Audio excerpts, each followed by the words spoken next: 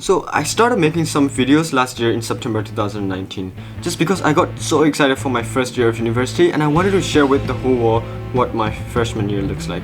But 2 months in university, this happened. Tear gas, petrol bombs, sirens, armed police. No students in this university will ever forget this day. But I felt like I revisited my childhood. Let me explain. It was one afternoon in 2007 when I heard several gunshots from the 7th floor of my 8-story apartment. I was 7 years old. Amid the panicked protesters running away for their lives, my mom yelled at the 7-year-old me to not go anywhere near the window. I didn't actually understand what happened back then, but now I do. And to explain you what actually happened, we need to go 13 years back in time. No, actually 20 years. I came to this earth on 31st December 2000, probably the last baby of the 20th century.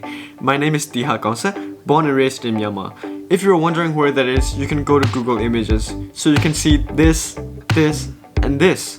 Now, you might be wondering whether we have internet in our country. Let me answer to you. Yes, we do. Google Cinema only shows an ancient city named Bagan, which just made it into the UNESCO World Heritage Site 10 months ago.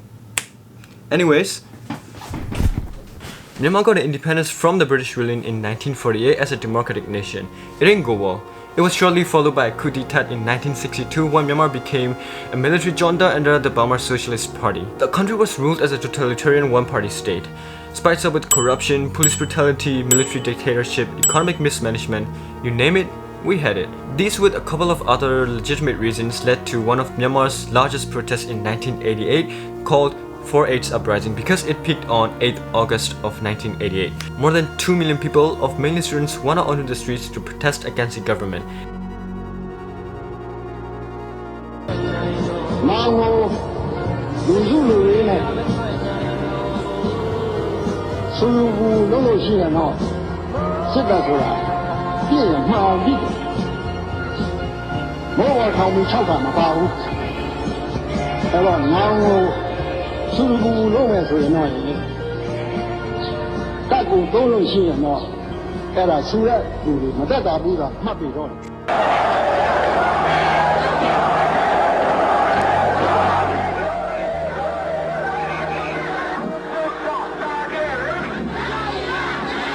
Nine students were badly tortured and they were sent to prison for 7 years just for singing a freedom song. This is when our Nobel Peace Prize laureate Aung San Suu Kyi emerged as a national icon. Who have already been in prison, they know what it is like to be in a Burmese prison, and they know that any day they're liable to be put back there, and yet they do not give up. Her Democratic Party then won 90% of the votes in 1990s elections, but it wasn't recognized and rather she was put under house arrest by the military, while the protests were ended by violent suppression of the military-led government. This hatred of the military-led government and many other legitimate reasons caused another nationwide protest when I was 7. Amid the loud noises of hundreds of panicked protesters running away, my mom yelled, "Close the doors and stay inside," while I froze with terror while watching police pulling multiple triggers up into the sky. I was lucky enough to not have stuck my head out of the window just to let a bullet passing through my brain. It was an infamous saffron revolution where tens of thousands of monks occupied on the streets. And when I was 8 years old, I woke up to this howling wind noise at around 4 AM. And before I knew what was going on, I was in the middle of the second costliest cyclone ever recorded in the Indian Ocean and 6th deadliest cyclone ever. It took away more than 150,000 lives and affected more than 3 million people in a week, making it the worst natural disaster in the history of Myanmar.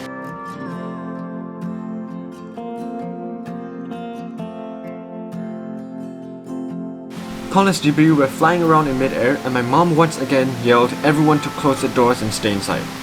So there's that as well. I was a normal kid who went to the government school where we basically memorize and recite everything we learned.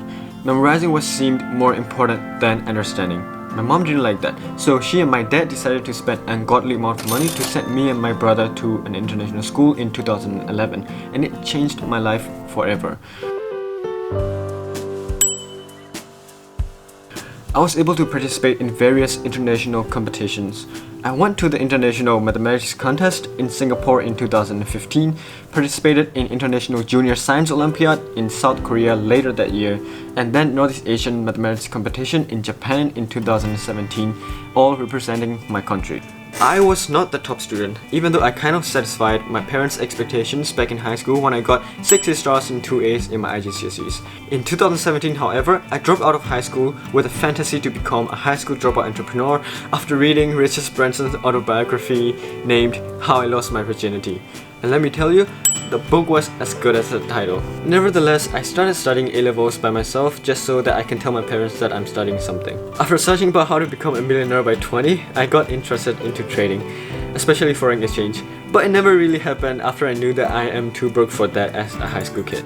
So I decided to follow the norm, study A-levels and apply for university.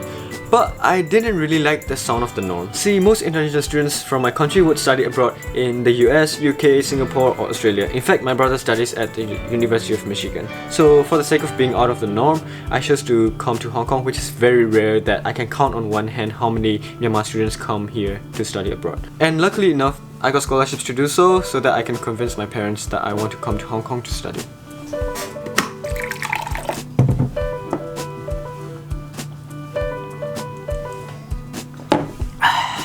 See, if my life was ever a book, 2019 would be part 2 and I would title it Adulting.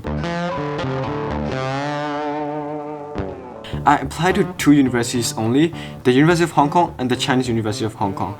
I thought if I didn't get to any universities, I'm not going to university anymore. But in January, I got invited to Malaysia for an admission interview from the University of Hong Kong. And I went. 2 weeks later, I got an acceptance letter from both the universities. While I was deciding which university to go to, I got scholarship letters 1 week later from both the universities, but CUHK was a little bit more generous in that regard. So here I am. I was so excited for my freshman year that I started a YouTube channel just for fun. Amid all of the social unrest that are occurring in Hong Kong, I arrived to Hong Kong on the 18th of August 2019.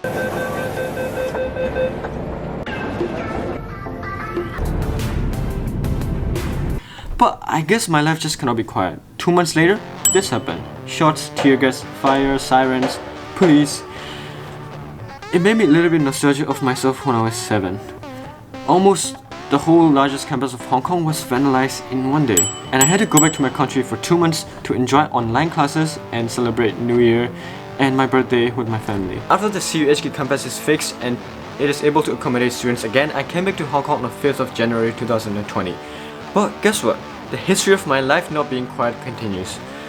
2 weeks later, the COVID-19 made all the classes to be conducted online. So here I am. I do not know what's next for my life, but I'm more than excited to find out.